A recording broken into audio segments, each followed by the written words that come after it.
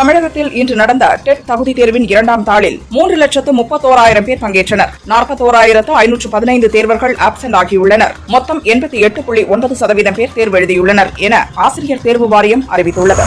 தமிழகத்தில் சாதிவாரி கணக்கெடுப்பு நடத்த கோரியும் வன்னியர்களுக்கு 10.5% இடஒதுக்கீடு கேட்டும் டிசம்பர் 12ஆம் தேதி தமிழகமே குறுங்கும் வகையில் பாமக போராட்டம் நடத்தும் என அக்கட்சியின் நிறுவனர் ராமதாஸ் அறிவித்துள்ளார். டெல்லியில் நடந்த கார் வெடிகுண்டு தாக்குதலை தற்கொலைப்படை தாக்குதல் என்று NIA அறிவித்துள்ளது. இதற்கு கார் வாங்கிக் கொடுத்த காஷ்மீரின் சம்பூரா பகுதியைச் சேர்ந்த அமீர் ரஷீத் அலி என்பவனை டெல்லியில் NIA அதிகாரிகள் கைது செய்தனர். பீகார் சட்டசபை தேர்தலில் வெற்றி பெற்ற MLA-க்களில் 130 பேர் மீது கிரிமினல் வழக்குகள் நிலுவையில் உள்ளன. ராஷ்டிரிய ஜனதா தளம் கட்சி MLA-க்களில் அதிக சதவீதம் பேர் மீது கிரிமினல் வழக்குகள் உள்ளன.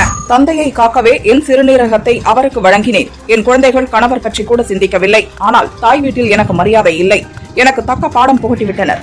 நான் செய்த தவறை யாரும் செய்ய வேண்டாம் என RJD தலைவர் லாலுவின் மகள் ரோஹிணி ஆச்சாரியா கூறியுள்ளார்.